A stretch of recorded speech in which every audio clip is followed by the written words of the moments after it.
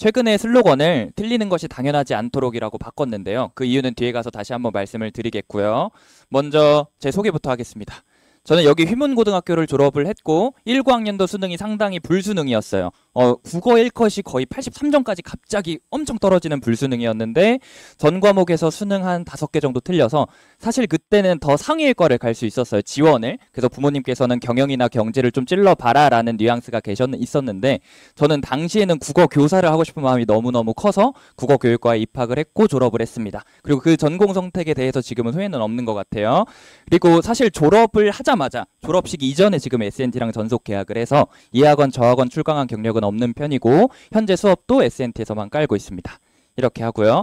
먼저 왜 내신반 말씀을 드리냐면 원래는 이런 정규반 설명회에서 내신반 얘기를 아예 빼는데 제가 내년에 높은 확률로 외고 아마 대원외고 내신 런칭 계획이 있어요. 또 두 번째로 보시면 알겠지만 클러치 능력이 있다는 걸 좀 보여드려야 될 것 같아요. 클러치 능력이란 게 뭐냐면 애들이 이렇게 단기간에 성적을 끌어올릴 수 있는 능력이 있다 정도는 아마 그 지금 브루셔에도 있고 여기도 뭐 보면 점수 2배 정도 올린 경우도 있고 이렇잖아요. 근데 정규반 데이터로는 제가 성적을 그렇게 끌어올릴 수 있다는 걸 보여드리기가 쉽지 않아서 이렇게 내신반 성과를 가볍게 넣었습니다.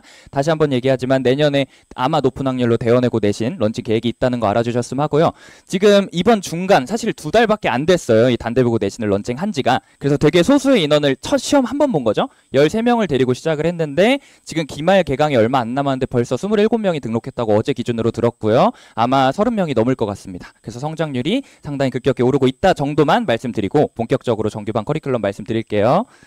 네, 봐주실 게 뭐냐면 먼저 꼭 제 수업을 떠나서 지금 제 수업 목표기도 하고 지금 진짜 중요한 순간이에요. 왜 지금 애들 국어 나사를 이렇게 강하게 조여야 되는 시기냐면 먼저 들으셔야 될 게 내신 난이도가 중3과 고1의 괴리가 너무 큽니다. 제 체감상 제가 중학교 내신을 하고 있진 않지만 상담 때문에 시험지를 막 보면 체감상 서너 배 정도의 난이도 차이가 납니다. 그러니까 준비 안 하고 고등학교 내신을 처음 만나면 정말 두들겨 맞을 수가 있다는 건 먼저 알아주셔야 돼요.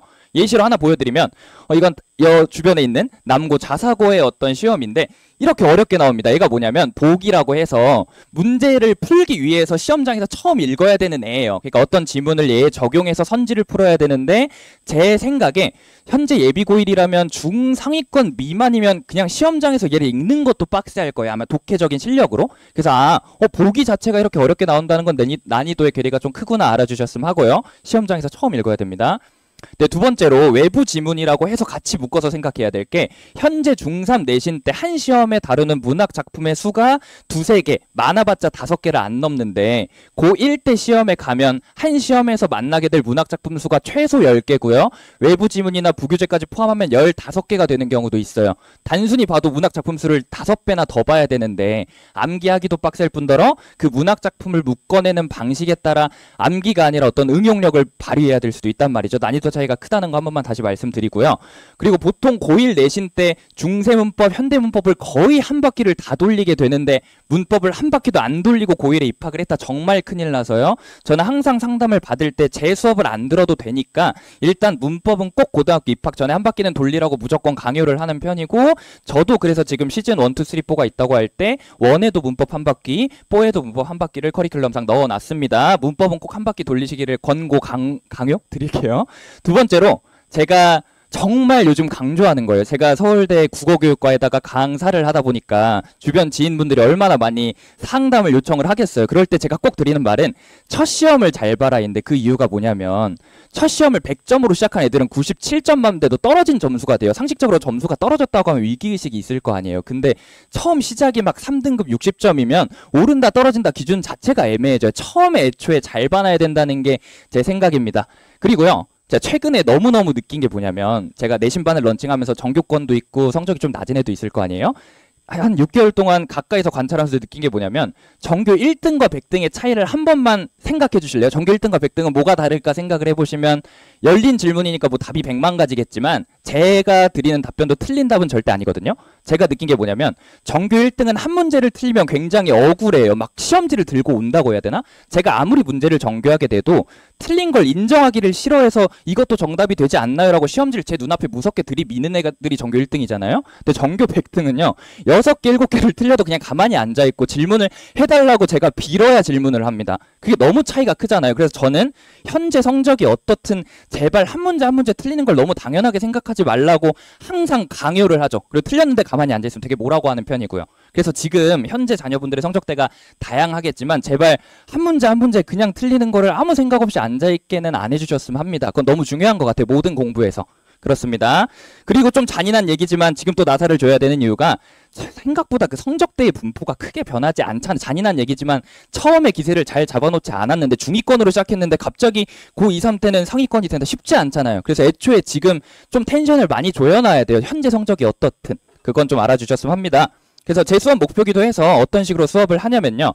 먼저 말씀드릴 거는 지금 제 말씀으로 다 와닿지 않는 사실들이 있잖아요. 그래서 어떤 수업을 제가 했냐면 대부분 저는 계약한 지 오래되진 않아서 처음 수업은 아마 이런 민사고, 세종가고, 영재고 이런 의대반 수업을 좀 퀄리티 있게 높게 했던 편이에요. 근데 지금 제가 문제점이 뭐라고 스스로 생각을 했냐면 딱 단대보고 내신을 런칭하기 전에 내가 고3이나 과외도 웬만하면 다 고3만 했거든요. 그래서 고1 애들은 어떤 생각을 할까를 잘 몰랐었어요. 그래서 제가 선택한 거는 지금 중동만 고1 100명, 한 학교만 100명 넘게 가르치시는 대강사분이 계십니다. 제가 그래서 6개월 동안 런칭을 미루고 뭘 했냐면 클리닉만 일주일 동안 25시간을 했어요. 그 말이 뭐냐면 한 달 동안 100시간을 애들 질문을 받은 거예요. 한 200~300명을 보게 된 거죠. 그렇게 질문을 많이 받으면서 고1들은 어떤 생각을 하고 성적대별로 어떤 정도의 능력치를 가지고 있구나를 잘 알게 돼서 반영해가지고 내신도 런칭을 하고 지금 예비고1 수업 커리큘럼도 그래서 아예 뒤집어 버렸어요. 그래서 좀 기준이 달라져서요. 그건 좀 알아주셨으면 합니다. 네, 그래서 현재 커리큘럼이 어떻게 되냐면 아까 말씀드린 것처럼 시즌1에 문법을 했는데 끝났어요. 그러면 사실 시즌1을 못 들은 건 어떻게 되나요? 라는 걱정은 괜찮은 게 시즌4 때 문법을 한 바퀴 더 돌릴 겁니다. 그래서 그건 괜찮고요. 중세 문법까지 한 바퀴 더 돌려요. 그럼 시즌2는 진행 중이란 건 뭔가 하면 3회차 수업 정도 했는데요. 그게 고전시가 수업 3회차예요. 근데 제가 좀 이따 말씀드리겠지만 저는 클리닉을 굉장히 모든 학생에 대해서 의무적으로 다 부르는 편이니까 그 3회차 수업 못 들은 것에 대해서는 클리닉으로 충분히 메꿔줄 수가 있습니다. 그래서 사실은 지금 거의 수업이 시작한 지 얼마 안 됐다고 생각해 주시면 될 것 같습니다. 네, 그 정도 하면 될 것 같아요. 자, 그래서 문학은 어떻게 수업을 하냐면 어차피 고1 내신에서 만나게 되는 문학 작품 수가 뻔해요. 사실 문학 작품도 뻔하고 출판사도 웬만하면 제가 꿰고 있습니다. 뭐 천재교육, 김수학 씨, 김종철 씨, 미래앤피상 다 뻔하거든요. 그 고1 때 내신에서 만나게 될 문학 작품들을 미리 한 바퀴 쳐줍니다. 암기적인 측면에서는 원래 암기라는 게 그런 거잖아요. 한번 외웠다가 까먹고 하다가 점점 안 까먹게 되는 거라 지금 저랑 함께 만나게 될 문학 작품을 미리 한번 치고 가는 거랑 안 치고 가는 건 큰 차이가 납니다. 근데 그러다가 보면 조선시대 작품까지 막 온다거나 현대시 같은 경우는 수능이나 모의고사에도 출제가 돼요. 그럴 때는 이제 수능형 수업도 하는 거죠. 왜 하냐? 모의고사 실력 늘리기도 있지만 아까 말씀드린 것처럼 그 시험장에서 보기라던가 외부지문 처음 보는 걸 읽고 풀어야 되는 능력치가 필요해요. 그래서 수능이나 모의고사 수업도 병행을 이렇게 분리해서 합니다. 하이브리드라고 생각하시면 될 것 같아요. 비문학 같은 경우는요. 그냥 잘하게 만듭니다. 이걸 제가 어떻게 증명을 할 수 있냐면 제가 시즌1이라고 했지만 제로 때 팀 수업처럼 5명을 끌고 오는 애들이 있어요. 그냥 제가 개인적으로 애착관계가 있는 애들인데 걔네는 지금 고3 비문학을 어려워하질 않아요. 왜 그러냐면 제가 신입생들이 한 20명 정도 유입이 되면서 얘네는 아직 나랑 비문학을 안 들었으니까 좀 난이도를 낮추자 해서 제가 고1, 2 수준으로 잠깐 낮췄었거든요. 그랬더니 어떤 애가 저한테 피드백을 뭐라고 했냐면 비문학 수업이 갑자기 너무 쉬워진 것 같대요. 예비 고1인데 고2 수준이 쉽대요. 그래서 제가 걔한테 진짜로 뭐라고 했냐면 지금 당분간 고2 수준으로 할 건데 너가 너무 쉬우면 한 달 정도만 수업을 쉬었다 와라 라고 할 정도로 제가 계속 끌어오는 애들은 비문학을 잘하게 됩니다. 그래서 지금 자료에도 있고 지금 PPT에 보시는 건 뭐냐면 제가 문장마다 다 끊어서 구조독해하는 편인데 구조독해하는 편이 어떤 느낌이냐 지금까지 읽었던 내용이 이렇게 형성이 된다면 네가 지금 읽은 이 파란색 문장은 어느 위치에 들어가야 될까라고 하면서 사고력을 요구하는 편이고요. 초반에는 매우 힘들고 오래 걸릴 수가 있지만 이게 완성되는 순간 고3 것도 어려워하지 않습니다. 좀 더 보여드리면 그럼 두 번째로 현재 제 자녀는 고1 것도 어려워할 것 같은데 어떻게 고3 수준의 수업을 듣죠? 라고 하면 물론 수업 때 제가 다 천천히 끌고 가겠지만 두 번째로 해설지도 줍니다. 어떤 해설지냐면 문장마다 해야 되는 생각을 제가 다 적어주고 그림도 그려주는 해설지예요. 아이고 그림은 빠졌는데요. 아마 자료에 있을 거예요. 제가 그래서 만약에 이 해설지를 수업하는 모든 지문에 대해서 제공을 한다면 페이지가 1000페이지가 넘어갈 정도로 해설지를 자세하게 쓰는 편이라 아마 주요 지문에 한해서 씁니다. 네, 그렇습니다. 그리고 이 그림들은 뭐냐면 애들이 숙제를 할 때 저가 그렇게 막 대충 외우는 걸 정말 싫어하는 편이라 꼭 자기가 읽었던 사고, 문제 푸는 사고 등을 기록해오게 하고요. 만약에 이게 누락이 되어 있다면 사실 답지는 당연히 같이 줘야 되니까 그냥 베낀 것처럼 취급하고 사실은 숙제를 잘 했다고 인정하지 않습니다. 꼭 자기가 어떻게 읽었고 이런 기록들을 남겨와야 합니다. 제 수업에서는 힘들지만. 그리고 다시 한번 말씀드리지만 암기는 한 번 했다 까먹고 한 번 했다 까먹고 이런 식으로 점점 누적이 되는 거라 지금 암기를 한번 쳐줘야 될 타이밍입니다. 특히 고전 소설이나 시, 어휘 같은 거 한번 외워야 되고요.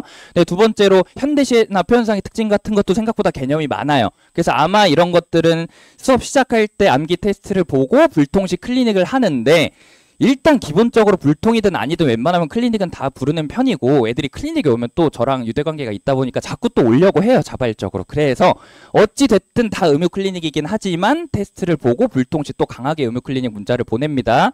그렇게 알아주시면 될 것 같아요. 그래서 학생 관리는요. 그냥 뻔하게 뭐 관리 어떻게 하냐가 아니라 제가 생각을 해봤어요.